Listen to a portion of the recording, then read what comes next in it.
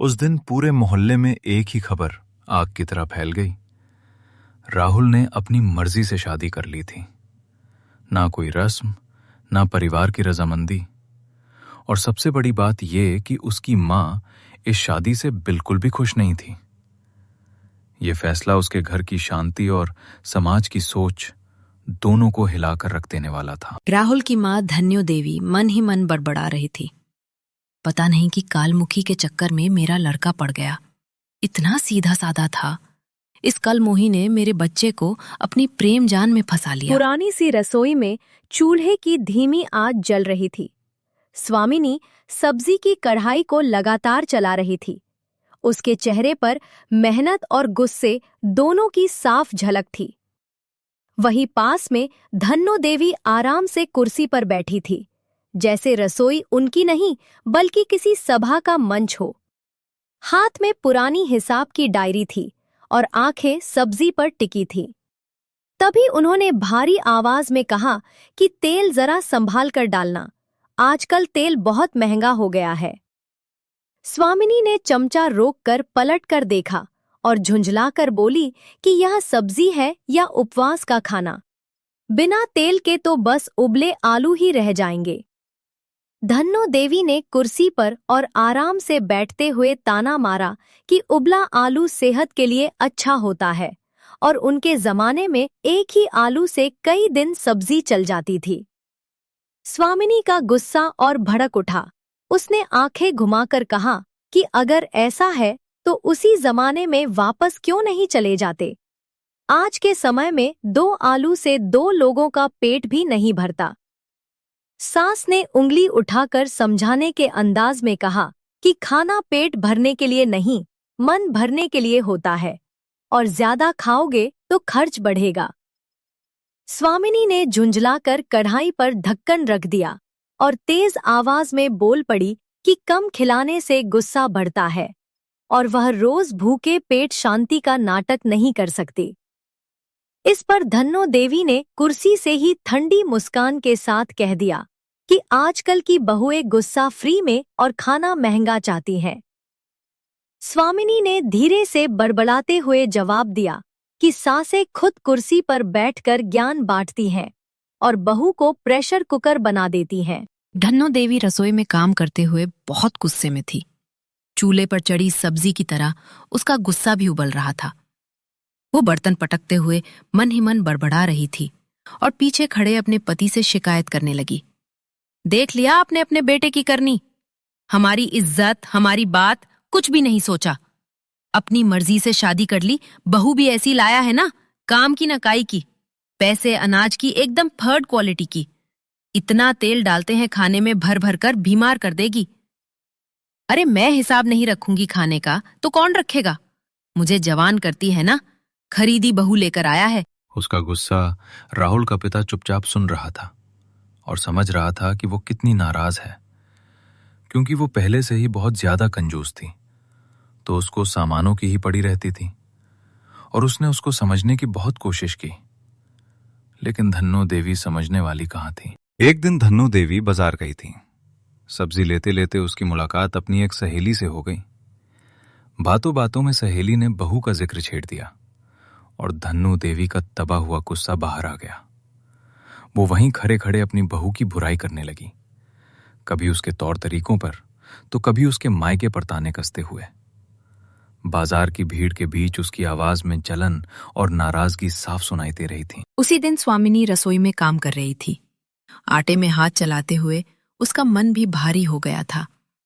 सास की बातें उसके कानों में बार बार गूंज रही थीं। वो धीमी आवाज में बड़बड़ाने लगी, हर बात में मुझे ही गलत ठहराना, जैसे मैंने जानबूझकर सब कुछ बिगाड़ दिया हो। गुस्से और अपमान से उसका दिल भर आया। चूल्हे पर रखी कढ़ाई को वो जरा जोर से खिसकाने लगी। इतने में राहुल रसोई के पास आ गया। स्वामिनी का सब्र टूट गया और वो उससे शिकायत करने लगी। राहुल, तुम्हारी माँ हर समय मेरी बुराई करती रहती है। इतनी कंजूस महिला मैंने अपनी जिंदगी में कभी नहीं देखी है, जो हर सामान में ताला लगा कर रखती है। रसोई में भी चैन से काम नहीं करने देती, बाजार में, घर में, हर जगह मुझे नीचा दिखाती हैं। राहुल चुपचाप उसकी बातें सुनता रहा। चेहरे पर बेचैनी साफ थी। स्वामिनी की आवाज में गुस्सा भी था और दर्द भी। और राहुल समझ गया कि घर की ये खामोश लड़ाई अब दिलों तक पहुंच चुकी है। एक दिन स्वामिनी बाहर किसी काम से गई हुई थी। तभी रास्ते में उसकी एक पुरानी सहेली उससे मिल गई। दोनों काफी देर बाद मिली थी, इसलिए हालचाल पूछते पूछते स्वामिनी का मन हल्का होने लगा। बातों ही बातों में उसके दिल का दर्द बाहर आ गया। उसने बताया कि उसकी सास बहुत कंजूस है, घर में हर खर्च का हिसाब रखती है। रसोई में थोड़ा ज्यादा तेल या सब्जी डालने पर भी ताना मारती है और ऊपर से हर बात में उसे ही गलत ठहरा देती है। ये सब कहते कहते स्वामिनी की आंखें भर आईं। सहेली ने उसे ध्यान से सुना और फिर बड़े प्यार से समझाने लगी। उसने कहा कि अक्सर ऐसी कंजूसी के पीछे डर और पुरानी आदतें होती हैं, ना कि सिर्फ बुराई। सहेली ने सलाह दी कि स्वामिनी गुस्से में जवाब देने के बजाय धैर्य से काम ले, सास की छोटी छोटी बातों का ध्यान रखे, उनसे आदर से पेश आए और धीरे धीरे अपने व्यवहार से उनका भरोसा जीते। कभी कभी, सहेली बोली, प्यार और समझदारी वो काम कर देती है जो बहस और शिकायत नहीं कर पाती। उसकी बातें स्वामिनी के दिल में उतर गईं और उसे लगा कि शायद यही रास्ता इस रिश्ते को संभाल सकता। उस दिन घर का माहौल सचमुच अलग था, जैसे हवा में जमी करवाहट धीरे धीरे पिघल रही हो। रसोई में काम करते करते स्वामिनी ने हिम्मत जुटाई और बहुत ही शांति से धन्नो देवी से बात शुरू की। उसने आदर से कहा, माँ जी, मुझे पता है कि आप मुझसे नाराज हैं और शायद आपकी नाराजगी जायज भी है। मैंने इस घर में आपकी मर्जी के बिना कदम रखा है, इसलिए अगर मुझसे कोई भूल हो जाए तो मुझे डांटिए, समझाइए, लेकिन दिल में जहर मत भरिए। मैं सच में इस घर को अपना मान कर आई हूं। उसकी आवाज में न कोई चाल थी न शिकायत, बस अपनापन और सच्चाई थी।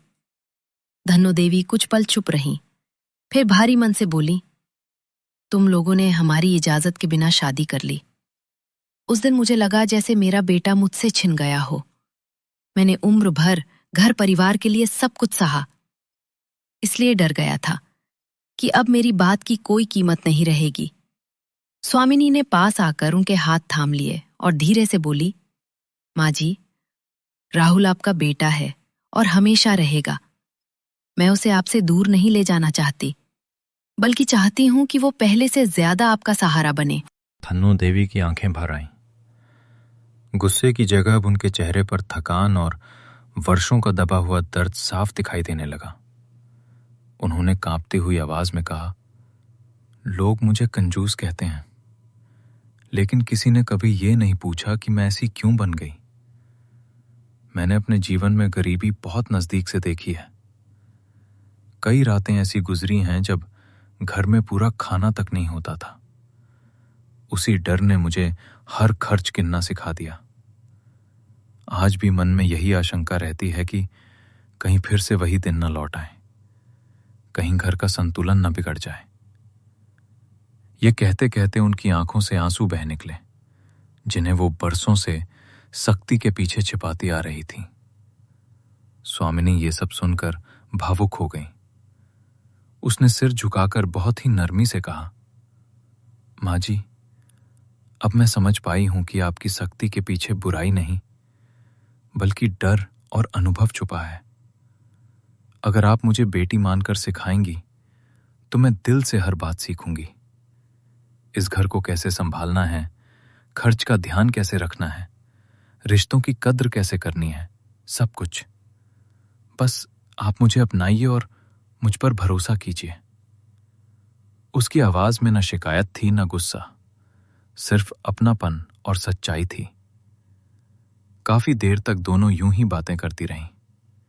बीती गलतफहमियां, दबे हुए डर और मन की गांठें शब्दों के साथ खुलती चली गईं। तभी कमरे के दरवाजे पर आहट हुई। राहुल और उसके पिताजी भीतर आ गए। सामने का दृश्य देखकर दोनों ठिठक गए।